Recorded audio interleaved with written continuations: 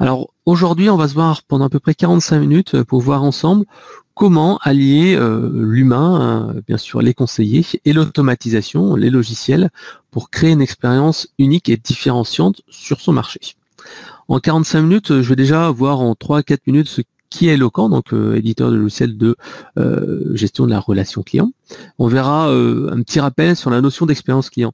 Je pense que c'est important de revenir sur ce sujet-là, puisqu'en fait, expérience client, tout le monde en parle, mais qu'est-ce que c'est? Est-ce qu'on a une dette ou une créance d'expérience client? Ensuite, on verra la partie automatisation, en particulier via des logiciels comme par exemple les chatbots. Et nous verrons la partie relationnelle, le conseiller, l'humain, qui permet de créer ce petit effet waouh. Et à la fin, on finira par une session de questions-réponses où on sera véritablement à votre écoute. Alors, il y a déjà une question qui arrive. Younes, est-ce que vous pourriez mettre à votre disposition le support? Bien entendu, il sera disponible. Voilà. Hop. Alors, un petit mot sur Eloquent. Eloquent est expert européen de la relation client depuis 2001, quasiment 20 ans. Là, l'année prochaine, ça fera 20 ans. On a plus de 300 clients actifs en Europe entière. On gère, par exemple, 450 millions d'interactions par an. Les interactions, c'est des appels téléphoniques, etc. On envoie des milliers, voire des millions de SMS chaque mois. On a 3 sites en Europe, Paris, Grenoble et Francfort, et on envoie 150 millions d'enquêtes chaque année, puisqu'en fait nos clients comme Bouygues, SFR, Orange, etc. ont un volume très important, puisque à chaque fois que vous allez dans une boutique, par exemple SFR, vous recevez juste après en fait un SMS pour vous dire est-ce que ça s'est bien passé, est-ce que vous êtes content, et bien c'est Eloquent qui fournit ce service. Donc Eloquent a 2 grands métiers. Le premier métier historique qui est les solutions de centre de contact.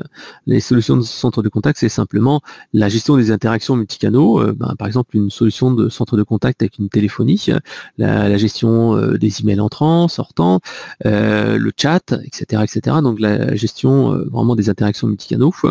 Ensuite, tout ce qui est services vocaux, la création de numéros spécifiques, des 08 quelque chose, du SVI aussi, et bien entendu avec la modernisation des outils de communication, de plus en plus on nous demande de rajouter des briques d'automatisation comme le chatbot ou le callbot. Le chatbot en fait c'est tout simplement du chat sur un site internet ou sur Facebook. Par exemple, un de nos clients est Météo France, et si vous allez sur la page Facebook de Météo France, vous verrez que notre chatbot permet d'envoyer tous les jours des alertes météo aux personnes qui sont abonnées sur Facebook, et le callbot tout simplement c'est l'utilisation du téléphone en fait pour avoir des réponses automatiques.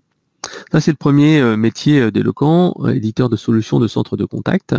Le deuxième métier c'est éditeur de solutions de la mesure de la satisfaction, donc les enquêtes de satisfaction multicanaux, en particulier les enquêtes par email, par SMS ou par téléphone, la publication des avis. Si vous regardez sur Internet, tapez le nom d'une boutique Orange sur Internet, et vous verrez qu'il y a des avis qui sortent, et les avis sont gérés par Eloquent.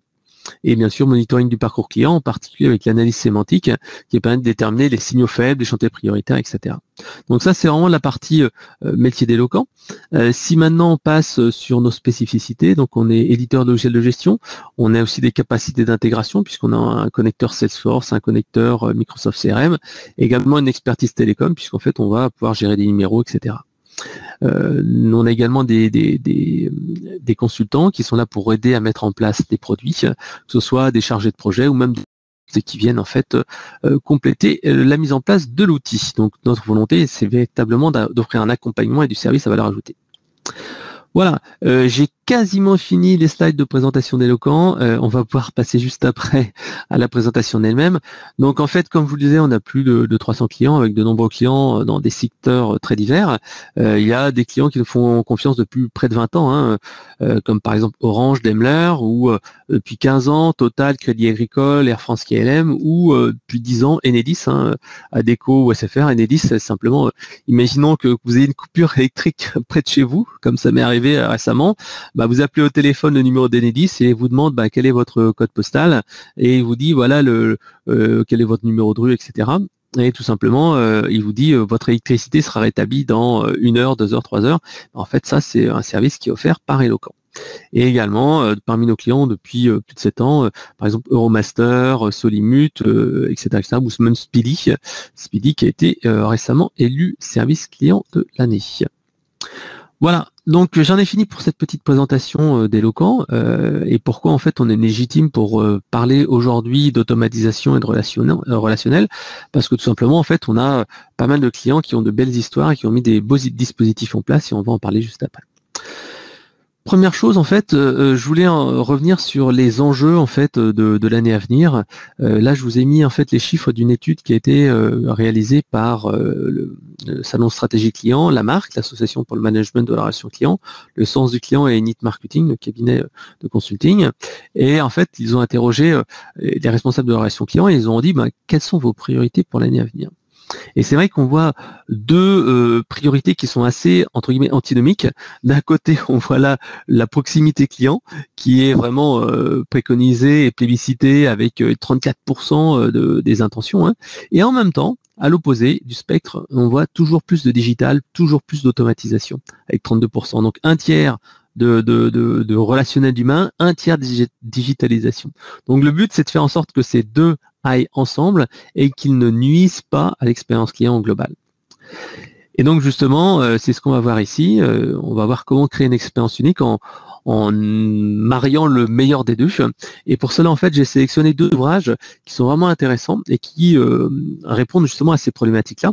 Le premier, en fait, de Jonathan Lefebvre, qui est l'ancien responsable du service client de Captain Train, et qui, en fait, explique dans son livre L'obsession du service client, comment, en fait, une startup a réussi à tout miser sur l'expérience client, et en particulier, pour Jonathan Lefebvre, pour donner une bonne expérience client, il faut optimiser les produits, donc faire de l'amélioration continue, mais surtout avoir les bons outils et donner de la réactivité à ses agents. Avoir cette réactivité, cette immédiateté, le multicanal, fait en sorte qu'on va créer une bonne expérience lorsque il y aura un souci. Donc ça, c'est cette première partie qui sera que je vais vous présenter, c'est la partie automatisation. Le deuxième livre qui, je trouve assez emblématique sur la partie expérience client via l'humain, c'est le livre Ces moments qui comptent, qui a été créé par deux auteurs américains assez connus, qui sont Chip et Dan Heath, et qui explique comment et pourquoi il faut mettre en place des moments. En effet, leur philosophie, c'est de se dire que dans beaucoup d'entreprises, il y a une tendance à essayer de corriger les problèmes, à essayer de fluidifier le parcours client, donc faire en sorte que ce soit le plus fluide possible et le plus simple possible, mais on ne pense pas assez à créer un moment en disant waouh, il faut que ça soit quelque chose qui sort de l'ordinaire. Et en fait, ils trouvent que c'est un vrai souci. Et moi aussi, je suis d'accord avec eux que si on reste toujours dans la correction du parcours client et si on ne va pas en fait dans cet effet waouh, qu'est-ce qui va se passer? Le client va dire ouais, bon voilà, ça se passe bien, sans plus que ça. Tandis que l'objectif, c'est de créer de l'émotion, créer du sentiment, pour faire en sorte que l'entreprise se dise, enfin le client se dise, je travaille pas avec n'importe quelle entreprise, ça se passe bien, même si le prix est un petit peu plus cher, vraiment cette entreprise est top, ils sont réactifs, etc., etc. Voilà. Donc ça, c'est vraiment ces deux livres que je vous invite à lire, qui sont très très intéressants et qui vous permettent, et qui c'est pas en fait, je n'ai pas fait un résumé de ces deux livres-là dans cette conférence, mais c'est plutôt des références que vous pouvez avoir. Là justement, je vais parler de nos clients et de nos propres expériences à nous en ayant comme référence ces deux livres-là. Alors justement, avant de commencer, il faut quand même être conscient que créer une expérience client unique, c'est pas si simple que ça. Il faut déjà fiabiliser les offres et les processus afin d'avoir une qualité, un rapport qualité-prix qui soit essentiel. Si vous n'avez pas ce socle de base, et ce qu'on verra juste après, la promesse d'expérience client, forcément ne va pas être bonne. Même si vous êtes rapide à répondre au téléphone, même si vous avez une bonne qualité de service, même si les agents sont orientés clients, si vos produits ou vos services ne donnent pas satisfaction, forcément ça ne va pas aller. Donc voilà, donc c'est vraiment une pyramide. La priorité, c'est d'abord d'avoir l'efficacité opérationnelle et ensuite, après, on peut monter cette pyramide en ayant une bonne qualité de service, en plissant la voix du client comme moteur d'amélioration continue. Et là, on voit souvent que la mise en place d'enquêtes de satisfaction, diffuser les verbatim clients, faire des témoignages clients, permet de matérialiser le client et ne pas faire en sorte que c'est juste un numéro ou une personne un petit peu loin du terrain, mais que ce soit vraiment quelqu'un au quotidien et qu'on puisse mettre en avant son ressenti.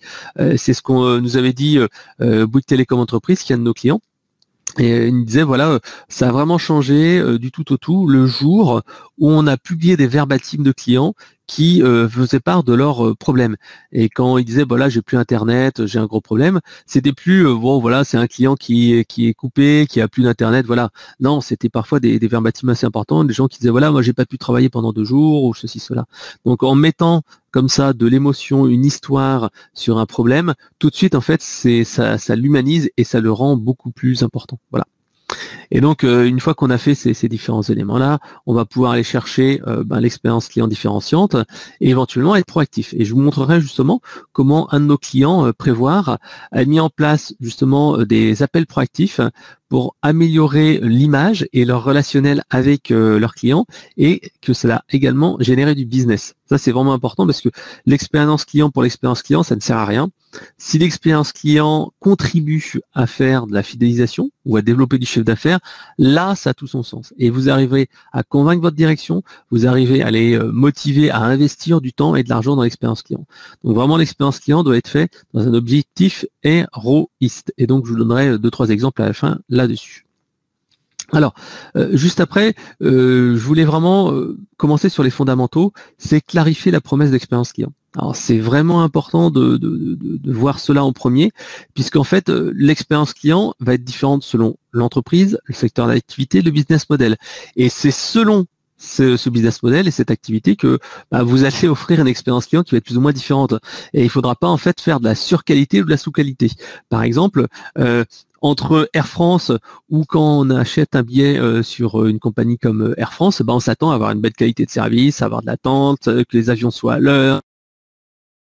Tandis que si on va prendre EasyJet, Ryanair, etc., on va accepter de porter sa valise, on va accepter d'être un peu serré, on va accepter que si la valise elle dépasse de 5 cm dans le casier, et en fait ça rentre pas dedans et qu'il va falloir payer les 30 € ou 50 € de frais supplémentaires, qu'il va falloir venir avec son billet imprimé, etc., etc. Donc en fait, selon votre activité et votre positionnement, la promesse que vous allez faire va être différente. Et justement, l'intérêt, c'est de voir s'il y a une différence entre ce que vous, ce client, ce que le client pense, la référence qu'il a, est-ce que ça va se passer dans des conditions premium ou ça va être juste classique, et la réalité. Et donc, tout simplement, ça va être l'expérience client perçue. Voilà. Qu'est-ce qu'il perçoit véritablement? Alors pour cela, en fait, il y a une équation très simple à résoudre. C'est les attentes du client. Qu'est-ce qu'il attend de vous par rapport à la réalité? Et là, en fait, vous aurez soit une dette ou c'est une créance d'expérience client. C'est comme là, je vous ai mis un exemple un peu caricatural. Si vous allez dans un McDo et que vous demandez à être servi, vous verrez que le burger ressemble plutôt à ça par rapport à la publicité. Et donc, en fait, on voit bien qu'il y a plus ou moins une dette importante entre ce que l'on voit et ce que l'on promet et ce que l'on reçoit. Et donc là, ça peut être donc bien sûr une dette que vous devrez bien sûr combler, puisque en fait, si les clients s'attendent à un truc super et que vous leur donnez pas suffisamment, vous aurez beau un effet waouh, vous aurez beau automatiser, forcément votre produit ne répond pas aux attentes initiales. Donc ça c'est vraiment important de travailler sur ce sujet-là. Est-ce que votre promesse est en phase avec ce que vous délivrez au client? Et sachant que ça peut être également aussi une créance d'expérience client, parce que parfois les gens n'ont pas besoin d'avoir tout ce niveau de qualité. Donc à vous de voir si vous êtes plutôt en situation de dette ou de créance vis-à-vis de vos clients. Je vous mets également ici un petit rappel. Je vous disais en fait que l'expérience client prime pour tout, oui, mais l'expérience opérationnelle prime sur tout. C'est-à-dire que c'est vraiment important le parcours client et une utilisation du produit qui va être optimale. Parce que vous aurez beau vous dire voilà, je vais mettre de l'humain, je vais essayer de mettre des effets waouh, si on ne répond pas aux fonctionnalités essentielles qui sont attendues, il y aura forcément un problème quelque part. Et donc en fait là j'ai animé en fait un webinaire que vous retrouvez en fait un lien ici dans les slides qui vous seront remis à la fin de l'intervention. C'est un webinaire où sont intervenus l'ADOM, l'association des professionnels des mutuelles et des assurances, donc qui ont donné un point de vue macro en disant voilà les priorités des assureurs c'est mettre de l'humain, refaire du lien, etc. Juste après Solimut, un de nos clients qui utilise notre solution de centre de contact, disait voilà, nous notre priorité, ça va être de mettre de l'analyse sémantique, ça va être d'écouter le client, ça va être d'être plus proche que lui, de passer d'une organisation qui était centralisée au niveau du centre de contact, avec un transfert des appels au niveau des différentes agences. Donc il y a vraiment un gros programme qui était la proximité, l'humain, etc., etc. Et ce qui était intéressant, c'est que vous aviez en fait Stanislas Di Vittorio, la personne qui est ici, qui est le DG d'Opinion Assurance, un site internet où les particuliers peuvent donner leur avis sur les mutuelles et les assurances.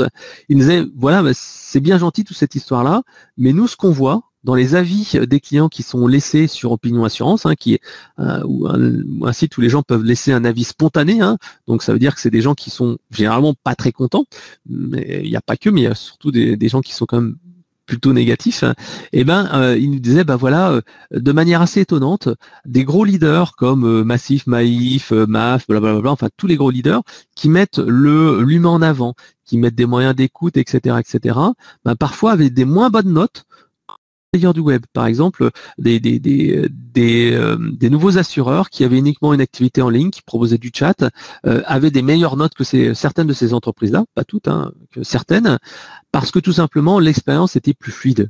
C'est-à-dire que les gens, quand ils souscrivaient à leur assurance en ligne ou leur mutuelle, c'était simple. Quand il fallait rajouter une personne, il n'y avait pas de formulaire ni rien du tout. On ajoutait une personne. L'offre était hyper claire. C'était sans truc caché, sans astérix, etc. Et donc là, ça rappelle sur le fait que oui, il faudrait mettre de l'humain. Oui, il faut bien sûr automatiser, mais il faut aussi que l'expérience client et le parcours client soient également sans couture et simple à utiliser. Voilà. Donc l'expérience client par l'humain, oui, mais n'oubliez pas aussi donc de délivrer la bonne qualité de service et celle qui est attendue et celle qui soit simple à faire. Voilà. Donc si vous voulez en savoir plus, vous pourrez regarder ce webinaire en replay, il dure à peu près 45 minutes et vous verrez en fait justement ces différents plans entre voilà beaucoup d'humains, mais aussi il faut pas oublier que l'expérience client doit être la plus fluide possible et adaptée à la cible. Alors bien sûr, dans cet élément-là, il y avait un petit bémol. Les assureurs en ligne s'adressent particulièrement aux CSP, donc aux gens qui ont déjà un certain niveau, qui maîtrisent les outils informatiques et qui sont plutôt jeunes et à l'aise avec les outils digitaux.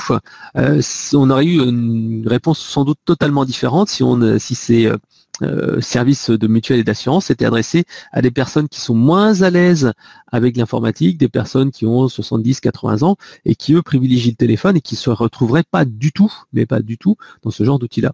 Donc en fait, eux, pourquoi ça marche bien? Parce qu'ils sont vraiment sur leur cœur de cible avec les outils qui sont attendus sur le sujet. Voilà. Donc là, ici, on voit bien que une bonne expérience client passe pas forcément par de l'humain, mais simplement l'excellence opérationnelle. L'expérience opérationnelle, c'est-à-dire offrir la qualité de service qui a été, le service qui a été promis, donc là, cette fameuse promesse, et ensuite, en cas de problème, avoir la réactivité avec l'automatisation. Voilà. Donc j'espère que cet exemple vous aura inspiré un petit peu.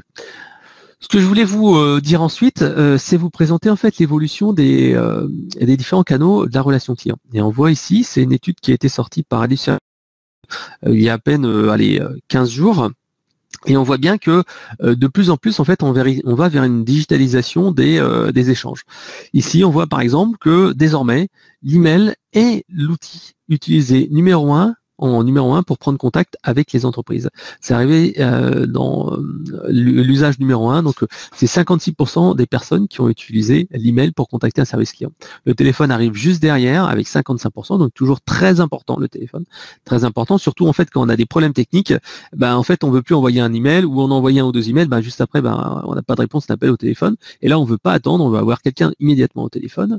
Le site internet qui reste relativement stable, le chat commence aussi à augmenter, donc les besoins d'interactivité, d'immédiateté qui sont beaucoup plus importants, le face-à-face qui continue de se maintenir, décroître tranquillement, le chatbot qui est en grosse croissance, le click-to-call qui reste toujours à peu près stable, les applications mobiles, le courrier qui reste un petit peu en baisse d'année en année, les réseaux sociaux. Alors les réseaux sociaux aussi c'était intéressant, c'est qu'en fait Ludovic Naudier, qui est le dirigeant et fondateur d'Élu Service Client de l'année, nous indiquait en fait que les réseaux sociaux étaient relativement peu utilisés. Ça se situait à peu près au même niveau que le courrier papier.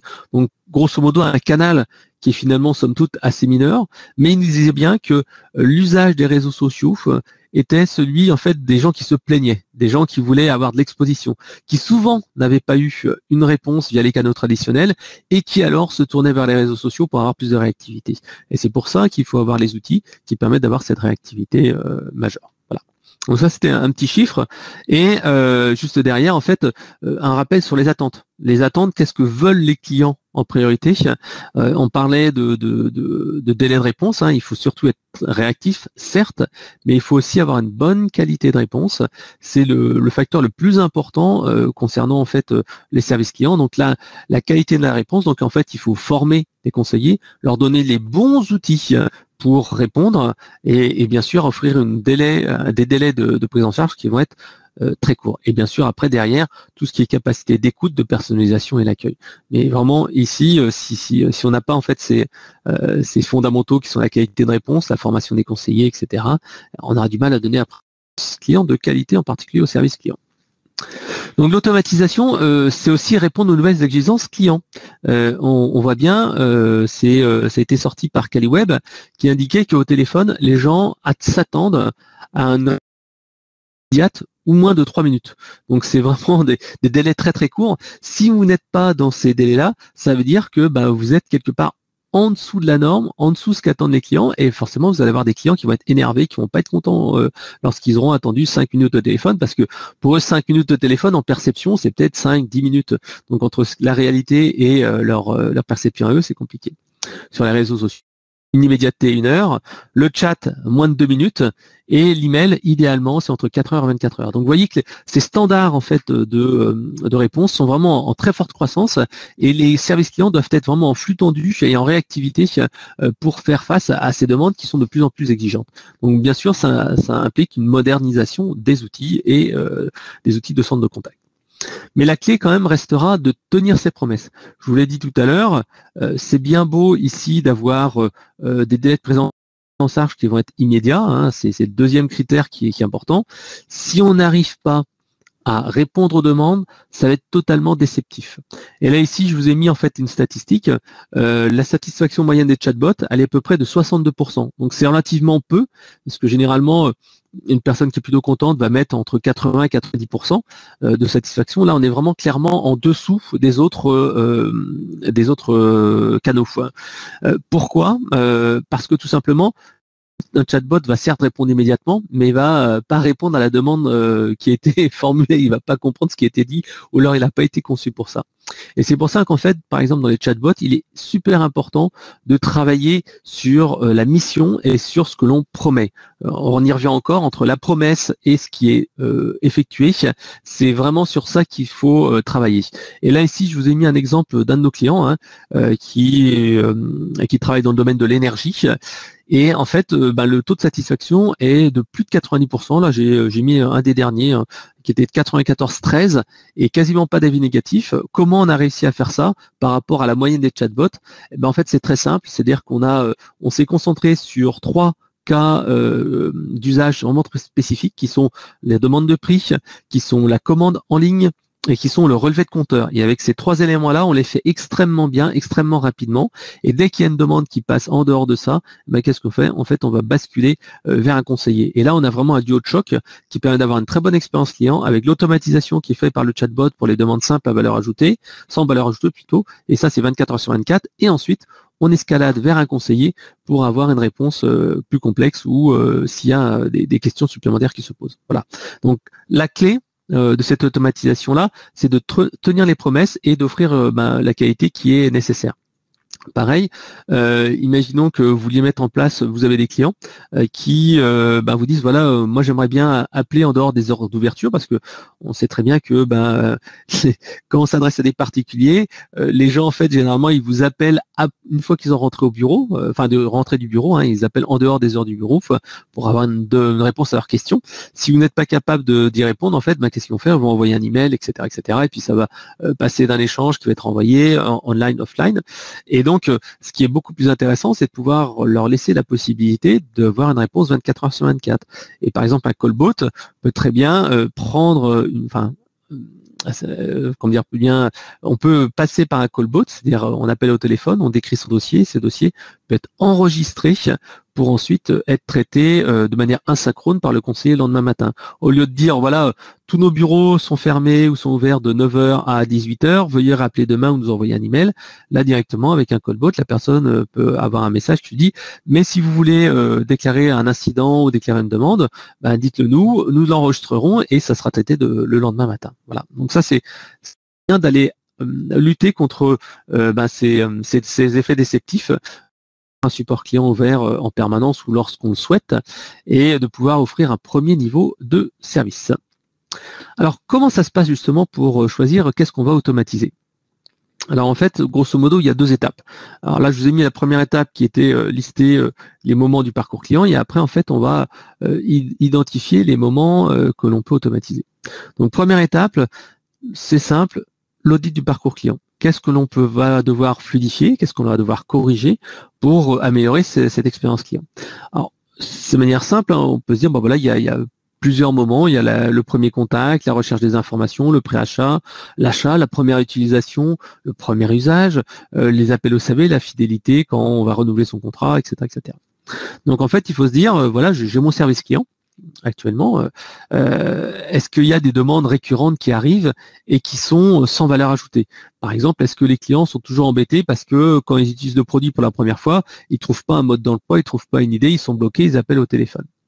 Ensuite, quels sont les irritants qui sont remontés? Et c'est là en fait qu'une enquête de satisfaction, même annuelle, permet de faire remonter un certain nombre de choses. Quelles sont les remontées par les clients et également par les prospects? C'est-à-dire que vous faites une étude sur vos prospects non transformés, c'est des gens qui ont par exemple fait une demande d'information sur votre site web, mais qui n'ont jamais commandé. Et là en fait, vous allez trouver quand même pas mal de choses sur pourquoi en fait ils ne commandent pas. Donc ça c'est important. Est-ce que c'est un problème de prix? Est-ce que c'est un problème d'image? Est-ce que c'est un problème de processus? Est-ce que ceci, cela? Est-ce qu'il y a des choses qui n'ont pas été claires? L'autre point également qui est vraiment extrêmement simple à faire, c'est le client mystère. Alors bien sûr, ce client mystère, vous le faites vous-même et vous appelez l'entreprise et vous placez comme un prospect, avec tous les biais que ça consiste. Mais vous pouvez également faire le client mystère chez vos concurrents et ainsi benchmarker pour voir est-ce que vous êtes face à vos concurrents en avance, en retard, est-ce qu'il y a des bonnes pratiques à prendre. Voilà. Sont les points d'effort ou les points d'abandon. Qu'est-ce que c'est les points d'effort et les points d'abandon? C'est-à-dire que vous allez tout simplement pouvoir mener une enquête particulière à un moment donné. Imaginons que vous ayez un site internet en ligne et que d'un service en ligne, je reparlais tout à l'heure de mes exemples dans le domaine de l'assurance ou des mutuelles, vous pouvez avoir une petite enquête, une pop-up web, comme on le dit, une pop-up qui s'ouvre, tac, et qui dit est-ce que la création du compte a été facile? Est-ce que vous avez réussi? Et là, vous pouvez dire, la personne met une note de 1 à 5, par exemple, avec des poids, est-ce que c'est facile ou pas? Et forcément, vous allez pouvoir identifier les moments où ça ne se passe pas bien et les moments où les gens ont trouvé difficile, compliqué, etc. Donc là, ces points d'effort, ces points d'abandon peuvent être très intéressants. Bien sûr, il faut compléter ces aspects un petit peu quantitatifs par des aspects qualitatifs, c'est-à-dire appeler au téléphone, avoir un entretien avec un client, voilà comment ça se passe, qu'est-ce que vous avez aimé, apprécié. Bien sûr, cet appel-là, il faut le faire assez rapidement après contact, puisqu'autrement la mémoire va vite être effacée et on passera à autre chose. Voilà. Autrement, quels sont les moments clés? Et tout à l'heure, j'y reviendrai, cet aspect moment clé est vraiment important. Est-ce que dans le parcours client, il y a un moment particulier qui compte? Et je vous montrerai un exemple. Par exemple, moi, j'ai écrit un bouquin et j'ai tout fait pour qu'il y ait un moment et un effet waouh. Avec mes petits moyens à moi, je me suis dit, mais Fred, comment tu peux créer un effet waouh? Et je vous montrerai 2 actions que j'ai menées qui sont extrêmement simples et qui vous illustreront que créer un effet waouh, créer de l'émotion, c'est pas si compliqué que ça. Voilà. Et bien entendu, le dernier point, c'est où est-ce que l'humain ou pas. Alors comment on détermine ça? C'est extrêmement simple. Quand en fait vous avez un service client et que les conseillers ne font que prendre un appel au téléphone et aller dans leur système et regarder qu'est-ce qui s'est passé, c'est que généralement cette action-là peut être automatisée. Un exemple, on a qui est dans le domaine en fait des loisirs B2C. En fait, ils ont des pics d'activité assez importants au niveau, on va dire, des vacances à partir de on va dire de mars jusqu'à septembre, ils ont un très très très très fort pic d'activité et ils ont pas mal de leurs distributeurs, pas des clients finaux, mais des distributeurs, des grandes surfaces, etc., qui les appellent pour savoir où en est leur commande de produits spécifiques, parce qu'il y a des ruptures de stock, des délais de livraison, etc. Et les agents du service client, ils sont, je crois, une quinzaine ou une vingtaine, pendant cette période-là, passent beaucoup de temps à renseigner pour savoir où en est la commande, où est mon suivi, est-ce qu'il y a des dispos produits, etc., etc., parce qu'ils n'ont pas encore en fait un site e-commerce ou un extranet avec les informations. Et donc en fait, on est en train de mettre en place avec eux un chatbot qui va pouvoir faire cette demande-là, c'est-à-dire qu'il sera disponible quand le chef de rayon sera donc dans son magasin et qui dit tiens, j'aimerais bien savoir si ce matériel de loisir est disponible en stock chez le fournisseur A. Il va en fait sur le site internet, il va sur l'application, il va sur le chatbot. Le chatbot lui dit voilà, tiens, j'ai le code barre sous les yeux du produit. Est-ce qu'il est dispo ou pas? Ok. Et le chatbot lui dira est-ce que vous voulez commander le produit? À ce moment-là, en fait, il envoie un email de rappel avec tous les coordonnées au chef de rayon qui va pouvoir passer la commande. Et comme ça, en fait, on va éviter d'avoir en fait un appel téléphonique polluant ou un email entre guillemets polluant qui va prendre du temps aux agents du service client et qui va leur permettre de se concentrer sur la valeur ajoutée, qui sont par exemple des devis ou des suivis de commandes quand il y a des produits qui se sont un petit peu perdus. Voilà. Donc là, c'est vraiment important. Cette analyse des demandes et voir en fait qu'est-ce qui est automatisable ou pas. Et en fait, vous vous rendrez compte, et ça c'est assez intéressant, c'est que au début, en fait, les agents du service client, quand on leur dit voilà, vous allez plus faire cette tâche-là, suivi de commande, dispo produit, les gens disent mais c'est pas possible, c'est 10% de mon travail, je passe 10% de ma journée à faire ça, qu'est-ce que je vais faire, ils vont licencier, etc. Et après, quand on leur dit non, ce que tu vas faire, c'est que tu vas prendre du temps pour faire autre chose. Et à la fin, je vous donnerai justement l'exemple du groupe Prévoir, qui est un de nos clients qui est équipé de notre solution de centre de contact, qui a récupéré ce temps qui était devenu entre guillemets plus utile parce qu'il y avait de l'automatisation qui était faite pour faire des appels proactifs. Et ils ont mené 2 campagnes d'appels proactifs que je vous donnerai.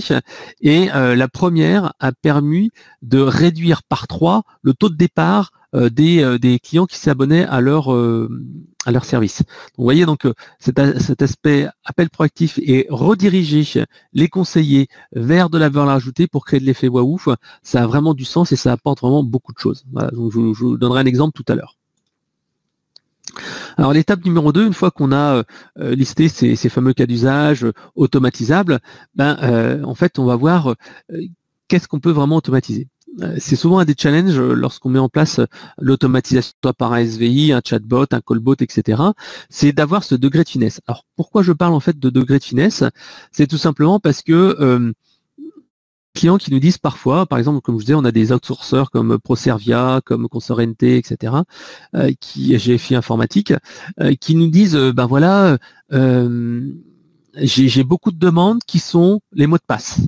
Et là, ils se disent, ah ouais, ça c'est 10% de mes appels, 20% des appels, etc. Est-ce qu'on peut l'automatiser? Et là, moi je dis, ok, on va voir ça. Quelles sont exactement ces demandes de mots de passe? Et très rapidement, on se rend compte que la demande de mot de passe qui représente 10% des appels ou 20% X, en fait, il y a 5% qui sont des mots de passe Windows, il y en a 10% qui sont d'une application métier, il y en a 20% qui sont d'une autre application métier, etc., etc. Et on se rend compte que derrière le cas d'usage qui est mot de passe oublié ou perdu, finalement, c'est pas le mot de passe qui est perdu pour une application, mais en fait pour X applications. Et donc, en fait, on va pas pouvoir automatiser ça simplement parce que le fait de récupérer le mot de passe, en fait, n'est pas si simple que ça, parce qu'en fait, il va falloir se connecter à différents systèmes d'information, et pour chaque système d'information, il va falloir faire un travail. Et si de manière globale, rappel de mot de passe, c'est 10% des appels, finalement, si on va dans le détail, Windows, c'est peut-être 10% de ces 10%, c'est-à-dire que ça fait 1% des appels, et automatiser 1% des appels, vu le travail que ça nécessite pour le mettre en place, ça va être trop long. Donc ça va pas être rentable. C'est pour ça qu'il faut vraiment voir cette finesse-là. Et souvent, nous, ce qu'on demande, c'est de dire, voilà, vous avez cas d'usage 1, 2, 3, 4, 5, 6, avec le nombre d'emails, le nombre d'appels, le total, et vous dire, voilà, le cas d'usage 1, est-ce qu'on peut l'automatiser? Là, 49% des appels, généralement, ça n'existe pas. Enfin, ça n'existe pas, on peut pas l'automatiser. Le cas d'usage 2, par exemple, 1000 emails et 5000 appels, ça, souvent, c'est quelque chose que l'on peut automatiser. C'est-à-dire qu'en fait, il y a beaucoup d'appels téléphoniques et quelques emails, et c'est des choses que les gens peuvent, on peut automatiser avec un callbot ou un chatbot. Et après, ici, on voit qu'il y a certaines demandes. Ici, par exemple, celle-là, là, 1500 et 500, on voit qu'il y a des appels, c'est des trucs un petit peu moins chauds. C'est des choses qui sont des demandes un petit peu plus froides, c'est-à-dire que c'est pas de l'immédiateté.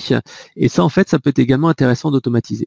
Donc voilà quelques exemples, sachant que pour arriver à un bon ROI de l'automatisation, grosso modo, nous ce qu'on constate, pour mettre en place un chatbot ou un callbot, il faut au minimum pouvoir automatiser 50 demandes par jour. C'est-à-dire que vous avez, par exemple, un cas d'usage, je vais dire n'importe lequel, hein, on va reprendre l'exemple du mot de passe. Si vous avez, par exemple, 100 demandes de mot de passe Windows par jour, et que vous êtes capable, en fait, d'en automatiser la moitié, ça fait que vous êtes capable d'automatiser 50 demandes par jour, le chatbot est intéressant. Voilà, donc c'est pour vous donner un petit tabac, entre 50 et 100 appels ou email par jour sur une demande, enfin voilà, ça vous permet en fait d'avoir une rentabilité dessus parce que vous allez pouvoir économiser une ressource ou une demi-ressource à l'année. Voilà.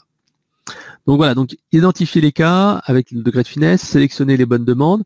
Ensuite, ce que moi je recommande et ce que nous on fait toujours dans nos ateliers, c'est bien définir le persona et le storytelling. Alors pourquoi je vous dis ça? Parce que lorsqu'on va automatiser des choses, en particulier avec un chatbot, pas se concentrer uniquement sur le problème du client. On va véritablement se réfléchir à la manière dont il le fait et quelle est sa problématique. Je vous redonne l'exemple de ce fabricant de matériel de loisirs. Donc en fait, on a commencé, tiens, ce qui est intéressant à faire, c'est le suivi de commande. D'accord, le suivi de commande. Et si on avait commencé de manière traditionnelle, on serait dit, bah voilà, bon, comment on fait pour faire le suivi de commande? Ah ben, on va se connecter au système d'information et puis on va juste rentrer un numéro de commande. Et puis voilà, on aura le suivi de commande. Le problème de cette méthode-là, c'est qu'en fait, on réfléchit en termes informatiques et on ne réfléchit pas en termes de besoins clients et de parcours client. Et donc dans ces cas-là, on peut passer à côté de choses qui ne sont pas la réalité du terrain. Et on va développer quelque chose qui va passer 100% au client. C'est pour ça qu'il faut plutôt travailler en mode storytelling et se dire, bah voilà, qu'est-ce qui se passe? Et le persona, par exemple, dans notre cas, nous, c'était un chef de rayon qui est dans son rayon et qui se retrouve devant un emplacement qui est vide et il se dit, ah, waouh, où est ma commande là? Je vois que c'est toujours pas arrivé et je voulais savoir où c'en est. Et donc il est avec son téléphone portable et il sait par contre qu'il y a le code barre et il sait qu'il a soit la référence du produit et il tape sur son téléphone et ça, il voit si sa commande a été livrée ou pas. Là, il veut avoir l'URL vers le tracking. Si elle est en retard à ce moment-là, peut-être qu'il faut envoyer à l'ADV. Si la commande n'est pas expédiée, on va juste dire pas expédiée. Si elle a fait une livraison partielle, il faut être capable de gérer les livraisons partielles. Et donc en travaillant comme ça, en mode storytelling, on va tout de suite être dans le cas du client et faire quelque chose qui va vraiment lui servir. Voilà. Et donc, bien entendu, à la fin, il faut toujours valider que la réponse soit juste, fiable et satisfaisante. Par exemple, dans mon cas de figure à nous, on s'est rendu compte que la demande était automatisable, mais parfois elle ne pouvait pas être fiable. Par exemple, des délais de livraison sont pas forcément fiables parce que il peut y avoir une rupture de stock et on peut annoncer une livraison sous 15 jours, sauf que c'est pas la bonne date parce que il y a une rupture de stock et la date qui a été mise dans le système n'est pas la bonne. Donc dans ces cas-là, il faut se dire mais qu'est-ce qu'on peut faire pour donner une date beaucoup plus fiable? Par exemple, se donner une marge de sécurité ou des choses comme ça. Donc voilà. Donc ça fait partie du travail qui va permettre d'avoir une automatisation qui va être adaptée, qui va être cohérente pour le client. Alors là, je vous ai parlé de quelques éléments, mais pour automatiser ces actions et faire du self-care, il y a beaucoup d'outils. Nous, par exemple, on propose du chatbot, pas mal, parce qu'en fait, ça permet d'automatiser les demandes qui sont en ligne, que ce soit dans un extranet client, sur le site internet directement. On peut proposer un callbot, donc au téléphone, que ce soit des agents qui répondent à des questions simples. Ça peut être un callbot qui le fait, par exemple une déclaration d'incident, une déclaration de problème, etc., etc., ou un solde de compte, etc., etc. Ça peut être une FAQ dynamique, ça peut être un formulaire, ça peut être un extranet, ça peut être un SVI aussi. Il y a en fait, là je vous ai mis quelques éléments, mais à vous de voir selon le canal, selon le besoin du client, quelle va être la solution la plus adaptée. Par exemple, si lors de la passation de commande, vous avez un site e-commerce et vous avez une passation de commande où le client, on voit bien qu'il a un problème sur la passation de commande parce qu'il y a un taux de conversion qui diminue entre le moment où il commence la commande et il la finit. On a plusieurs solutions. On peut mettre une FAQ dynamique ou alors on peut mettre un chatbot. On peut même mettre un chat. Donc en fait, c'est vous qui allez identifier quel est le meilleur outil pour automatiser les choses. Bien sûr, Eloquent peut vous aider en présentant les solutions qui sont les plus adaptées selon les moments. Là, je vais vous faire un cas pratique avec Primagaz, qui est un de nos clients. Primagaz, en fait, bien sûr, si vous ne le connaissez pas, c'est une entreprise qui vend des bouteilles de gaz et du gaz pour les citernes. Et en fait, eux, ils ont une problématique assez simple. Ils ont des pics de demande dans l'année. Commence à faire froid, comme un petit peu maintenant, forcément les gens font du relevé de compteur pour savoir s'il leur reste du gaz dans leur chaudière, et s'ils sont un petit peu justes, ils vont les commander. Le truc, c'est qu'en fait, souvent les gens ils sont au travail pendant la journée, sauf actuellement avec le télétravail, mais souvent en fait les gens ils sont au travail et ils rentrent chez eux le soir et ils disent ouh il fait froid, je vais voir la chaudière, et puis ils voient que finalement ils ont de gaz et que il y a des délais pour se faire livrer du gaz, et donc là forcément il y a du client et il se dit faut que je me fasse livrer, il appelle le service client est fermé, problématique. Donc en fait, c'est ce qu'on a fait pour eux. On a fait deux choses. On a fait pour tout d'abord un centre de contact qui permet en fait d'avoir des personnes en France, mais également dans d'autres centres de contact externalisés, ce qui veut dire que lors des pics de demande, ils sont capables d'avoir leur centre de contact qui est en France, mais également ouvrir des positions en plus dans un centre de contact externalisé, ce qui permet d'élargir les horaires d'ouverture et donc déjà de satisfaire d'un premier niveau les clients. Deuxième niveau, au niveau du centre de contact, ils ont mis en place un SVI, donc un serveur vocal interactif, un petit peu comme un callbot mais en plus simple, qui permet en fait aux clients de commander directement 24 heures sur 24 leur gaz par téléphone. Ça c'est très bien pour la cible en fait des personnes un peu âgées ou qui ne sont pas à l'aise à l'informatique. Et après, il y a tout simplement les gens qui sont un peu plus à l'aise à l'informatique, et donc en fait dans leur internet client, donc si vous êtes client Primagaz, vous devez en fait voir le petit sac qui s'ouvre en fait à chaque fois que vous vous connectez, qui vous dit voilà, je suis Sam, je peux vous aider à faire un relevé de compteur, je peux vous aider à faire une commande, etc., etc. Et en fait, ça permet de favoriser le self-care et d'enlever en fait ces appels polluants. Et ça a été particulièrement utile dans cette période de Covid, puisque tout simplement en fait les personnes en fait ont pu commander 24 heures sur 24 sans devoir appeler au téléphone, parce que il y a des personnes qui étaient absentes, etc. Et voilà. Et donc c'était vraiment quelque chose qui était intéressant. Le chatbot dans l'espace client, connexion au système d'information, un affichage conditionnel sur certaines choses, etc. Donc la réussite a été faite en limitant les cas d'usage, en étant vraiment sur des cas d'usage très simples, en étant tout de suite efficace, en communiquant sur le nouveau service et en faisant des escalades sur les agents. Et au final, ils ont économisé un temps plein et ils ont offert un service ouvert 24 heures sur 24. Voilà. Donc ça, on a vu cette première partie qui était automatisation. Alors, n'hésitez pas à poser des questions sur la partie automatisation. Je répondrai juste après. Je vois qu'il y a quelques questions sur l'algorithme, sur le SVI, etc., Salesforce, etc. J'y répondrai juste à la fin. Là, je vais passer à la partie humanisation, puisqu'on a parlé beaucoup d'automatisation. Là, on va voir ensemble justement la partie humain. Alors, pourquoi on va voir cette partie humain ?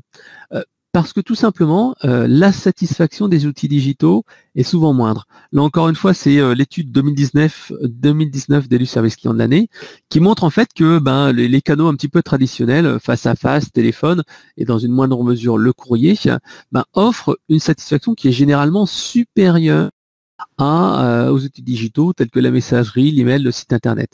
Donc comme je le disais, souvent c'est lié à plusieurs facteurs.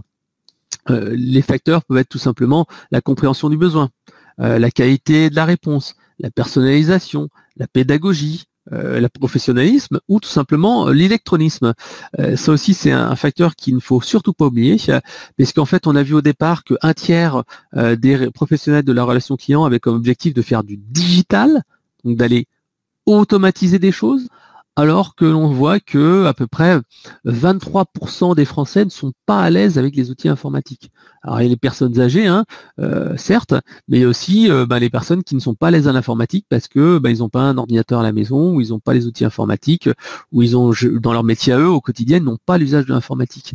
Et il y a même 7% des personnes qui trouvent la navigation sur Internet difficile, 4% qui ne vont pas assez souvent sur Internet pour se dire qu'ils sont à l'aise ou pas, et 10% qui n'y vont jamais. Donc ça fait près de 6 millions de personnes qui sont en fait entre guillemets des exclus du digital, des exclus de l'informatique. Et eux, il ne faut pas les oublier. Et on voit que 77% des Français déclarent naviguer seulement sur Internet, naviguer facilement sur Internet, donc on va dire les quarts. Un quart de gens qui disent non, j'ai des difficultés à utiliser Internet. Et pour 43% pour les plus de 70 ans, ça représente 43%, quasiment une personne sur deux qui a plus de 70 ans dit qu'elle a du mal à naviguer sur Internet. Donc il ne faut pas les oublier. En plus, avec la période de Covid, on a eu tendance à faire beaucoup d'outils digitaux, à faire de moins de déplacements en magasin, etc., etc. Donc il ne faut pas oublier ces personnes-là, et c'est là que l'humain va permettre en fait d'aller plus loin. Alors, je vous ai parlé tout à l'heure justement des faits waouh, et l'être humain va pouvoir justement aider à mettre en place cet effet waouh. Et là, en fait, on voit bien que l'expérience client, CX, c'est toujours les attentes moins la perception fois l'émotion. Et donc, en fait, pour créer de l'émotion et créer un effet waouh, on peut soit en fait l'avoir en programmé, soit en spontané. En programmé, qu'est-ce que c'est? En programmé, c'est qu'on aura imaginé en amont quelque chose qui va faire que la personne va se dire waouh, ah ouais, c'est bien, ah ouais, je m'attendais pas, voilà. Ou ça peut être spontané. Spontané, qu'est-ce que c'est? C'est-à-dire qu'en fait, vous n'avez pas prévu quelque chose, mais c'est souvent un geste qui a été fait par un collaborateur, et les gens vont se dire ah merci, c'est super sympa. Et je vais vous donner des exemples là-dessus. Donc en fait, qu'est-ce qu'il faut faire? C'est comme tout à l'heure, hein. S'il y a des fortes attentes et que l'utilisation est médiocre, on sera déçu. S'il y a de fortes attentes et l'utilisation excellente, on sera juste satisfait. Et si on a des attentes qui sont normales, entre guillemets, et une utilisation vraiment excellente, à ce moment-là, on va dire waouh, donc on ira dans la surprise. Donc là, je vous donne quelques exemples. Les exemples à chaque fois très personnels. Donc l'humain, pour l'effet waouh, spontané, c'est souvent ce qui marche le mieux. Pourquoi? Parce que tout simplement, en fait, les initiatives de compréhension et se dire c'est le moment de faire quelque chose. Un exemple très concret, très pratique, il y a à peu près 3 semaines de ça, je voulais acheter des fleurs, donc j'étais à mon magasin de fleurs et je suis allé, il y en a plusieurs d'ailleurs, et je suis allé en fait dans un magasin qui était ouvert, qui était Monceau Fleurs à Colombes, et puis donc voilà, je prenais un simple bouquet de fleurs, c'était pour un événement un peu classique, et voilà, j'étais avec ma fille de 2 ans. Et donc voilà, on prend ce bouquet de fleurs en self-service. Donc ça tombe pas grand-chose, hein. Le prix du bouquet il était à 15-20 €, donc c'est pas très cher. On fait la queue. Et donc il y avait des personnes devant nous, et là la personne en fait qui était derrière le comptoir, qui préparait les bouquets, a coupé une petite fleur, cette fleur violette que vous voyez là, et l'a donnée à ma fille de 2 ans en disant tiens voilà une petite fleur pour toi. Et donc ma fille était super étonnue, une fleur pour elle. Elle l'a gardée pendant tout le trajet, elle regardait ma fleur, ma fleur. D'ailleurs, on en a même cassé la tige parce que la tenait tellement fort. Je suis rentré à la maison, ma femme a dit ah c'est quoi cette petite fleur? C'était l'effet waouh. Et maintenant, je sais que à chaque fois que j'aurai besoin d'aller acheter des fleurs, j'irai chez Monceau Fleurs à Colombes parce que ils ont fait cet effet waouh. Donc en fait, cet effet waouh peut entraîner quelque chose qui va être de l'émotion et qui va tout simplement permettre de créer une différence entre le magasin de fleurs classique auquel j'allais assez régulièrement et ce magasin-là qui a finalement réussi à créer de l'émotion en moi. Alors comment on va pouvoir créer cet effet waouh et créer cette émotion? En fait, ce qui est intéressant, c'est que dans le livre que je vous ai parlé tout à l'heure, qui s'appelle Ces moments qui comptent, ils expliquent en fait la méthode. Et cette méthode, elle n'est pas très compliquée, puisqu'en fait, un de nos clients, Géodis, l'a appliqué, mais sans le savoir, pour justement diffuser une culture client dans son organisation. Donc en fait, la culture client vient de la formation, de l'autonomie, de l'empathie, de la confiance. Si vous donnez tout ça à vos collaborateurs, ils auront en fait la possibilité de faire des gestes et faire des choses qui vont en fait aller au-delà du normal, ou qui vont en fait les inciter à créer un effet waouh. Et donc quand je vous parlais d'un exemple chez un de nos clients, tout simplement je vous donnerai l'exemple de Géodis. Donc vous retrouvez également dans les slides que je vous enverrai après la présentation, Vianney Leveugle, le directeur marketing et service client de Geodis, a expliqué comment ils ont fait pour créer une culture client, une orientation client chez Geodis. Comme il disait, auparavant, la culture client, c'était celle du SAV. C'est-à-dire que les gens, ils étaient là pour répondre au téléphone. Ok, je réponds, votre colis, je sais pas où il est, ah oui, attendez, je vais regarder, etc., etc. Et en fait, ils ont décidé de changer la culture client pour passer une culture client de customer centric, orientée sur le client lui-même. Et donc, il y a eu véritablement un avant-après avec un programme complet qui était vraiment assez riche. Et en fait, ils ont pris les 4 éléments qui sont, sans le savoir, je pense, les 4 éléments du livre Ces moments qui comptent, qui expliquent comment créer un moment et faire en sorte que les collaborateurs qui étaient dans une culture SAV passent à une culture orientée client où on est vraiment là pour faire passer faire autre chose que répondre à des appels. Et donc, ces 4 éléments sont l'élévation, donc sortir de la routine. Deuxième élément, la fierté, pride, fierté d'être reconnu pour ce qu'on fait. Insight, donc la compréhension du problème, donc passer d'une culture SAV à la culture client, et la connexion, c'est-à-dire qu'en fait, il faut qu'il y ait un esprit de groupe. Et donc, en fait, ça, c'est quelque chose qui est important, quelle que soit en fait l'activité. Dans le bouquin Ces moments qui comptent, ils expliquent que si, par exemple, vous êtes nouveau dans un poste, faire passer un message important, que vous soyez manager, directeur, il faut aussi que vous ayez ces 4 éléments-là qui vont faire qu'il y aura un moment et qu'il y aura un avant et il y aura un après. Et dans tous ces cas-là, il donne des exemples, par exemple, d'un manager qui a voulu marquer les choses en disant, voilà, maintenant on passe à une nouvelle époque, et il n'avait pas pris ces 4 éléments-là, et forcément ça a été un faux moment, donc ça n'a pas créé un moment avant-après, et il a refait après un autre événement, entre guillemets, en respectant ces 4 éléments-là, ce qui a fait que il y avait vraiment un avant-après dans son management. Et pour revenir à lui, Vianney Leveugle, a vraiment mis en place une véritable organisation qui a permis de faire passer un message fort en disant on veut passer à une culture client. Donc il y avait la partie élévation, donc c'est très simple. Tous les collaborateurs des agences sont partis en fait, service client, sont partis en fait pendant 2 jours au siège pour suivre une formation expérience client. On leur expliquait pourquoi c'était important, qu'est-ce que ça impliquait, que la direction était impliquée là-dessus. Pendant 2 jours, sortir de leur quotidien, aller au siège. Donc un programme assez lourd. Deuxième chose, Pride, la fierté d'être reconnu. Donc après ces 2 jours de formation à la culture client, ils sont rentrés dans leur bureau et en fait, ils avaient un nouveau matériel, des nouvelles tables, des nouveaux casques, des nouveaux logiciels. Donc, on leur a mis la solution de centre de contact Eloquent. Donc, ils avaient un tableau de bord où ils pouvaient mesurer les KPI, etc., etc. Donc, ils avaient une nouvelle organisation. Ils passaient des quais en bas où ils étaient avec les chauffeurs à un bureau où vous avez le téléphone, le casque, etc., etc. Insight, à la compréhension, expliquer pourquoi l'expérience client est important et pourquoi ça va être important que Geodis se différencie. Ils ont mis des KPI avec tout ce qui était taux de décroché, indicateurs traités. Donc en fait, si jamais vous avez l'occasion d'aller chez Geodis, en fait vous verrez que dans les plateaux service client qui sont dans chacune des 70 agences, il y a une grosse télé qui est affichée et qui permet en fait de voir le taux de décroché, les dossiers qui ont été traités, les dossiers en attente, etc., etc. Ce qui permet également de challenger un petit peu les équipes. Et donc en fait, ils ont aussi participé à élu service client de l'année pour tout simplement avoir un avis externe et vérifier qu'est-ce qui se passe au niveau de la relation client avec ces appels mystères, donc vraiment très intéressant.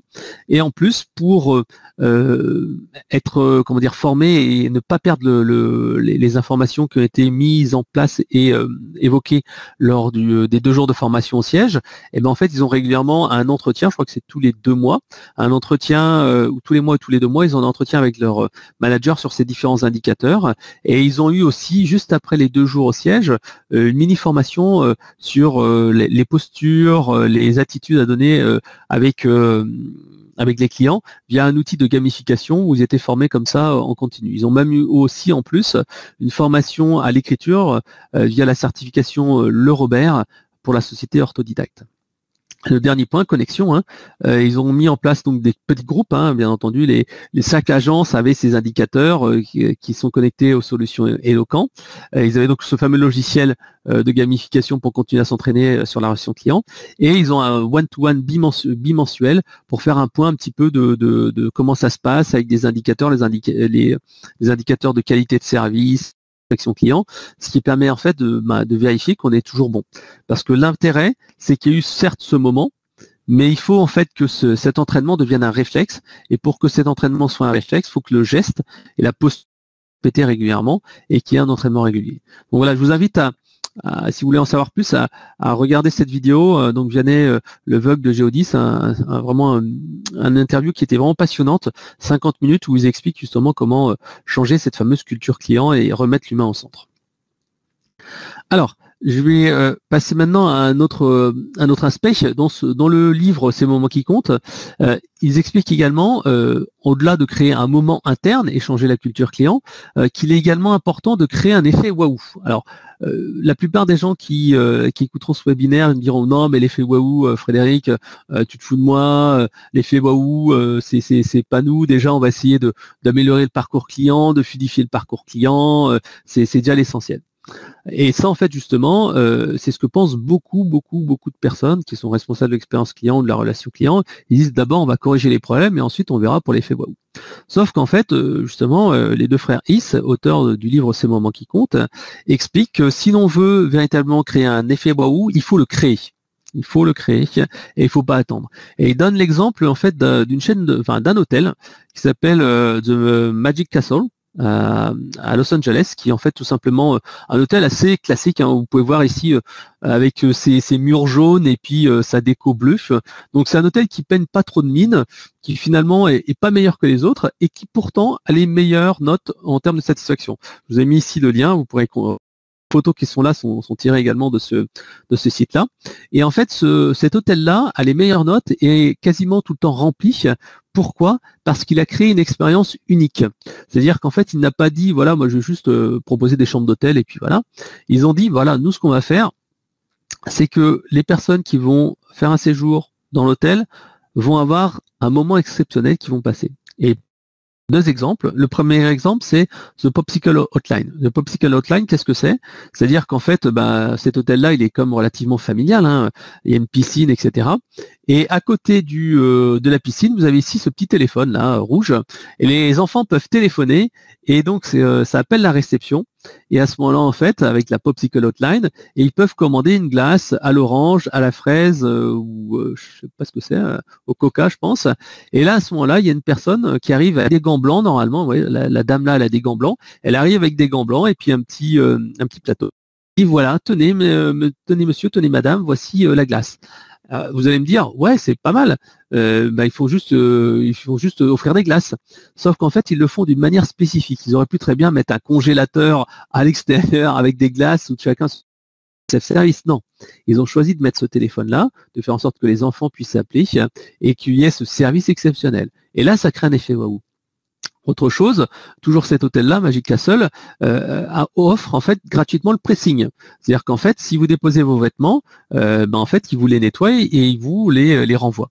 Mais ils font pas juste comme ça en disant voilà, vous mettez ça au pied de votre lit, ou vous mettez ça en dehors de la chambre d'hôtel quand ça se fait beaucoup, en disant voilà, merci de faire au pressing. Non, c'est-à-dire qu'en fait, je crois qu'il y a un sac particulier que vous mettez, et donc en fait, il récupère le sac, il marque un petit message dessus, un message d'amitié, et vous pouvez regarder ça sur le site, et vous verrez que ça crée de l'émotion. On est vraiment dans cet aspect création d'émotion. On n'est pas juste dans un service, c'est pas juste à l'entrée on dépose dans un sac ses vêtements sales. Non, on est véritablement dans un petit rituel, comme pour le téléphone.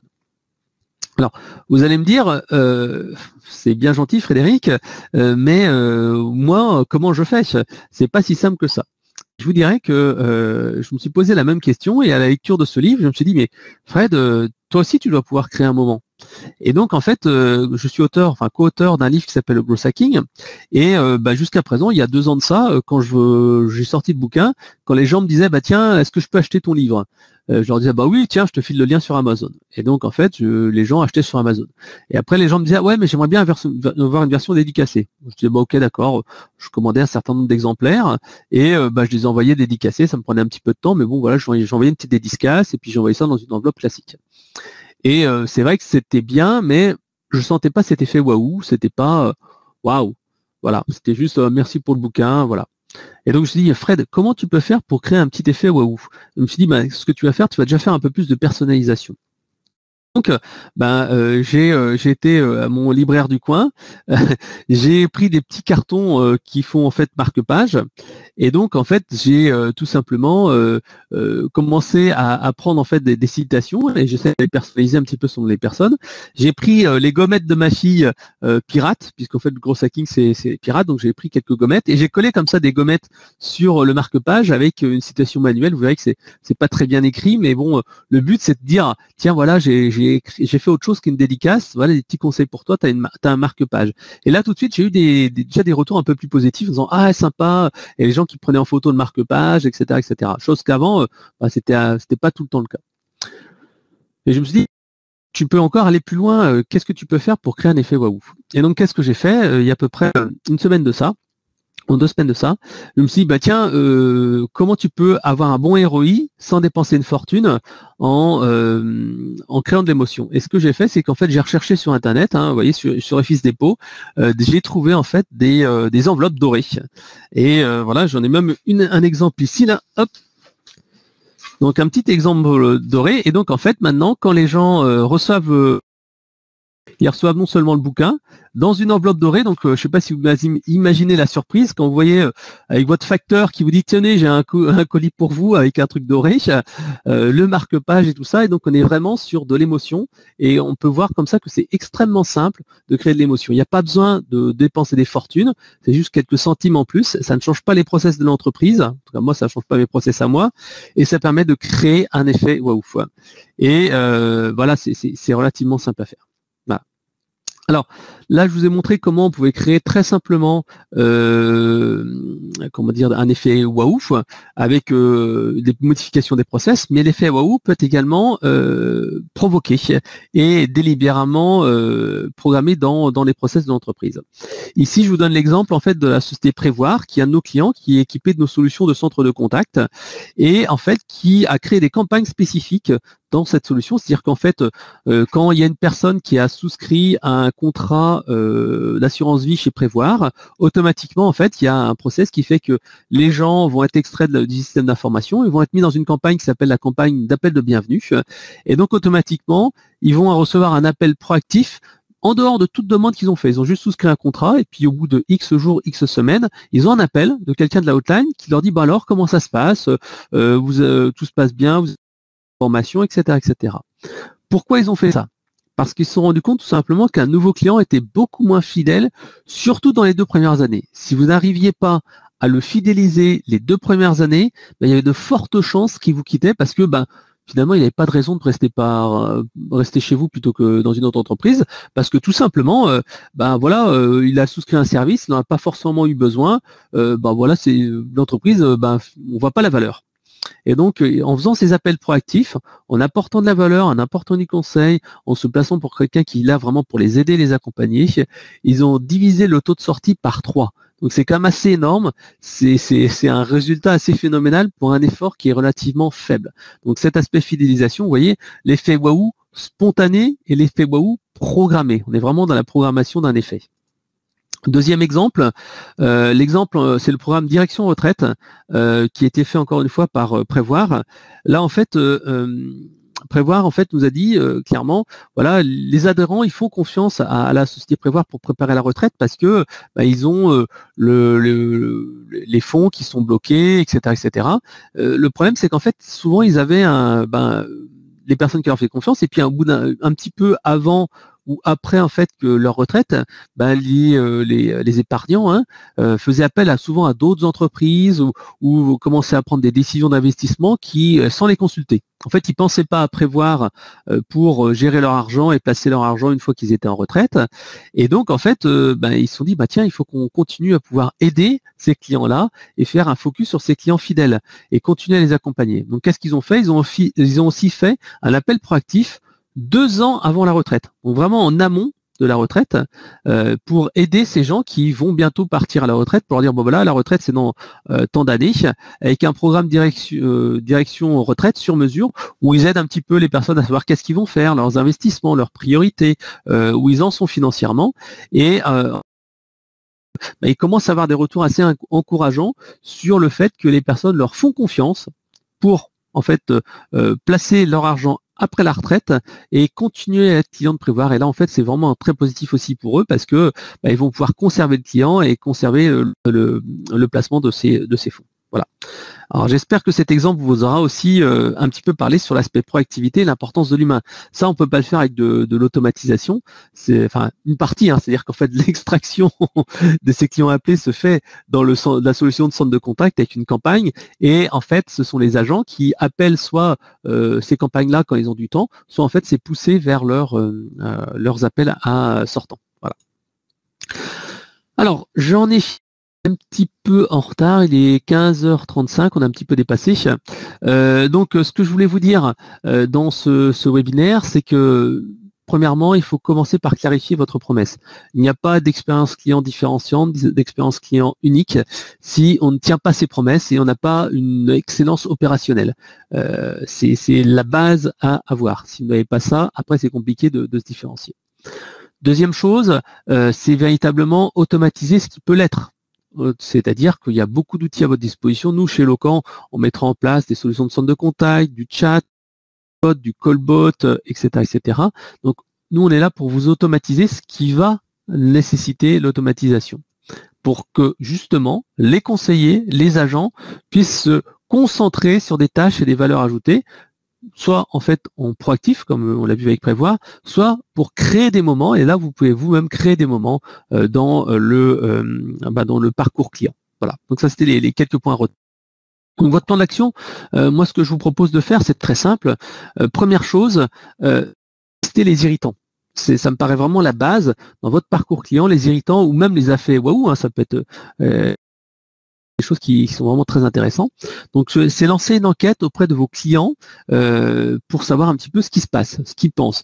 Donc là, nous, Eloquent, on propose des outils d'enquête de satisfaction. Donc on peut vous aider à mettre en place comme ça des enquêtes que soit annuelles sur l'ensemble de vos clients, soit en fait sur une partie de vos clients, si vous avez ciblé une clientèle particulière. Et on peut même aller plus loin, tout simplement, avec de l'enquête de satisfaction avant, c'est-à-dire en continu. Et ça, c'est intéressant parce que c'est un double intérêt.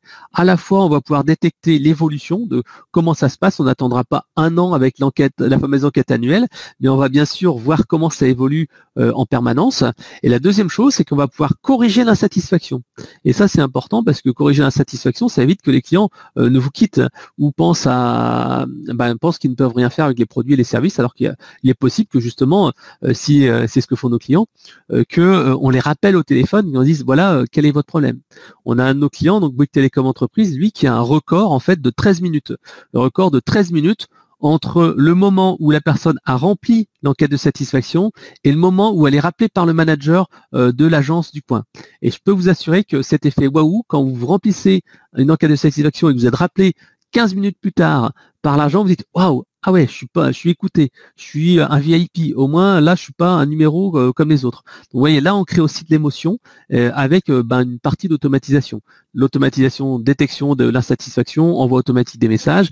Et après, derrière, l'humain prend le relais et va appeler au téléphone pour créer ce relationnel. Donc, vraiment, c'est ce duo-là qui est vraiment important. Donc, l'enquête de satisfaction à chaud, à froid. Donc à froid, c'est en dehors d'une interaction. À chaud, c'est après, par exemple, un appel téléphonique, etc., etc. Et en parallèle, ce que nous recommande également, c'est faire une enquête collaborateur parce que souvent, en fait, les collaborateurs, ils ont vraiment une très très très bonne vue de ce qu'il faut améliorer dans l'entreprise et donc ce sont vraiment les premiers défenseurs. Donc en fait, ils ont des suggestions qu'il faut prendre et donc une enquête interne. Alors nous, on a l'habitude de faire ça, une enquête méthodologique où vous allez leur demander qu'est-ce que l'on peut améliorer dans votre métier. Voilà, c'est important. Il ne faut pas leur dire qu'est-ce qu'il faut améliorer dans les produits et services, mais qu'est-ce qui vous aiderait vous dans votre tâche au quotidien. Et comme ça, en fait, les gens vont dire bah, moi, ce qui m'aiderait le plus, c'est ça, ça, ça et ça. Voilà. Et on peut mettre en miroir les demandes des clients et des collaborateurs. Une fois qu'on a fait ça, on va identifier des quick wins et des chantiers long terme avec un ROI intéressant. Quick win, c'est quelque chose qu'on peut mettre en place très rapidement. Des chantiers long terme, c'est ce qui nécessite par exemple de faire évoluer les process ou le système d'information. Une fois que vous avez fait ça, vous lancez un pilote et vous lancez par exemple un pilote pour automatiser des actions à faible valeur ajoutée. Et en parallèle, vous pouvez aussi identifier des moments de vérité ou offrir un effet waouh en anticipé. Voilà. Je crois que j'en ai fini pour la partie slide. Alors je suis désolé, Chantal va me dire que j'ai dépassé fortement le timing. Oui, Chantal nous disait qu'on était un petit peu dépassé en timing. Donc ce que je vous propose, c'est qu'on va prendre quelques questions-réponses. Alors, qu'est-ce que serveur vocal interactif? Là, on a déjà eu la réponse. Un SVI, c'est tout simplement au téléphone, vous dites tapez 1 pour ceci, cela, tapez 2 pour ceci, cela, et en fait, on va automatiser des choses. Et ce serveur vocal interactif peut également servir, par exemple, à passer une commande. Alors, là, il y a Fabienne qui disait que est-ce qu'on aura le temps de répondre? Oui. Qui nourrit l'algorithme? Donc, qui nourrit l'algorithme du chatbot? En fait, c'est ce qu'on appelle de l'apprentissage guidé. C'est-à-dire qu'en fait, on va apprendre au chatbot à répondre à un certain nombre de questions, ces cas d'usage spécifiques. Et après, selon ce qu'il a répondu bien ou mal, tout simplement, en fait, on va pouvoir lui dire non, ça c'est bien, ça c'est pas bien. Et en fait, il va auto-apprendre avec les éléments qu'on va lui donner. Et au fur et à mesure, il va devenir de plus en plus intelligent. Donc le principe du chatbot, c'est ça. On définit les cas d'usage avec un certain nombre de phrases, de mots-clés, d'expressions. Et en fait, on met en place en fait le chatbot. Et au fur et à mesure qu'il répond à des questions, on va le corriger un petit peu, on va faire des petits changements. Et le chatbot va comprendre que quand on dit je veux des informations sur ma facture, je veux des infos sur ma facture, où en est ma facture, et il va comprendre que c'est des infos sur la facture. Voilà. Il y a Victoria qui me pose une question et qui me dit nous avons le CRM Salesforce et nous voudrions automatiser une partie des actions de nos agents. Est-ce que vous proposez quelque chose? Alors oui, ça c'est une très bonne question. Si on veut en fait automatiser, gagner du temps, l'intégration avec le CRM est essentielle. Alors à deux niveaux, là c'est ce que vous dites. L'intégration Salesforce, c'est ce qu'on propose à nos clients. C'est-à-dire qu'en fait, quand les clients appellent au centre de contact, automatiquement le numéro est reconnu, la fiche remonte dans le CRM. Et ça permet de gagner du temps et d'avoir un accueil qui est beaucoup plus humain et chaleureux parce qu'on va dire bonjour monsieur Martin, en quoi puis-je vous aider? Je crois que vous avez appelé tout à l'heure pour un problème technique et on est capable comme ça d'avoir une réponse qui est beaucoup plus personnalisée. On sait ce que le client a déjà fait, on va pas lui redemander son numéro de client, etc., etc. Et la deuxième chose, l'intégration avec un CRM comme Salesforce, Microsoft CRM, etc., permet également en fait d'aller enrichir la fiche. C'est-à-dire que les enquêtes de satisfaction, si la personne est contente, pas contente, va être intégrée dans le CRM. Éventuellement, si la note est vraiment mauvaise, que le client est insatisfait, on va pouvoir lui créer un ticket et avoir un ticket de rappel. Voilà. Alors une autre question, je crois qu'il y a Doriana qui nous pose une question. Vous avez parlé d'un chatbot installé sur votre client. Proposez-vous aussi un callbot pour automatiser les appels au service client et surtout quand et pourquoi l'orienter vers l'un vers l'autre? Ah oui, alors ça c'est une bonne question. Alors le chatbot en fait est installé sur le site internet lorsque vous avez pas mal de gens qui utilisent le site web pour soit se renseigner en amont, soit en fait dans l'espace client pour avoir des informations. Quand vous avez beaucoup d'usages web. Il y a par contre d'autres typologies de clients et des secteurs d'activité où l'usage du site web est relativement limité. Je vous donnerai par exemple l'exemple des assurances et des mutuelles. Généralement, en fait, vous avez un contrat, mais vous appelez quasiment jamais, sauf que vous avez un problème. Et donc souvent, les gens, ils n'ont pas le réflexe d'aller sur le site internet parce qu'ils ont le login mot de passe, parce qu'ils pensent que c'est trop compliqué. Et donc ces gens-là, qu'est-ce qu'ils font? Ils appellent au téléphone et disent voilà, je suis le client Martin, j'ai eu un problème sur mon contrat d'assurance, est-ce que vous pouvez m'aider? Et donc en fait, le téléphone dans ces cas-là est beaucoup plus natif et beaucoup plus intéressant. De même, lorsque vous avez un gros centre de contact avec, on va dire, au moins une vingtaine d'agents, ça peut être intéressant de prendre un callbot, puisque généralement un callbot permet d'automatiser 5 à 10%, parfois 20% des appels. Et donc, si vous arrivez à économiser le temps d'un agent, tout de suite, le projet chatbot va être intéressant. Alors, quelles statistiques de satisfaction sur les callbots? Alors, c'est à peu près pareil. Les satisfactions, la satisfaction sur les callbots est généralement légèrement supérieure aux conseillers. Alors, pourquoi en fait la satisfaction sur un callbot est légèrement supérieure à un conseiller ou même pour un chatbot? C'est parce que quand tout se passe bien, quand le chatbot ou le callbot, finalement, les clients sont contents parce que c'est plus rapide, le temps de traitement est plus court et que la réponse va à l'essentiel et qu'on répond tout de suite. Donc souvent, en fait, la satisfaction est meilleure pour un callbot, voilà, ou un chatbot. Alors, nous avons, Victoria qui repose une question, nous avons une solution de centre de contact assez ancienne, sans gestion des emails, chat et chatbot. Que me conseillez-vous? Alors, bien entendu, si vous avez déjà une solution un petit peu ancienne, le but en fait c'est d'aller moderniser pour pouvoir offrir tout ce qui est ces nouveaux canaux. On l'a vu tout à l'heure, c'est des canaux de communication qui sont vraiment très demandés, et donc de pouvoir offrir cette qualité de service qui est. Donc ça, c'est la première chose. Et la deuxième chose, en fait, ce que je vous conseille, moi, c'est d'ajouter petit à petit des nouveaux canaux comme ça, en fait, d'être sûr que ce que vous mettez en place va permettre de gagner du temps et d'avoir plus d'efficacité, en particulier la gestion d'email ou de chatbot, etc. Mais il faut plutôt y aller à petits pas. Si vous avez déjà une solution de centre de contact, ça sera de migrer vers la nouvelle solution et puis voilà. Alors l'automatisation nuit souvent à l'aspect relationnel, d'accord. Pourriez-vous nous remettre le support à la fin? Oui, vous aurez le support. Je crois qu'on a fait à peu près le tour. Est-ce qu'il y a une autre question? Autrement, si il n'y a pas de questions, Belinda, Victoria et Doriana, vous avez dit merci. Donc, s'il n'y a pas d'autres questions, j'espère que cette présentation vous aura intéressé.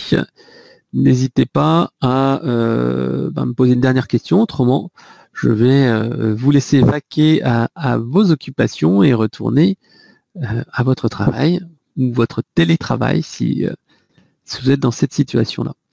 Alors, je pense que j'ai pas d'autres questions. Donc Belinda, merci, bon après-midi. Merci, Sandrine aussi. Passez à tous et toutes un bon après-midi. J'espère que j'ai répondu à vos attentes et que vous avez vu et vous avez obtenu quelques-unes des clés pour automatiser les actions qui sont nécessaires à automatiser et un effet waouh. Voilà.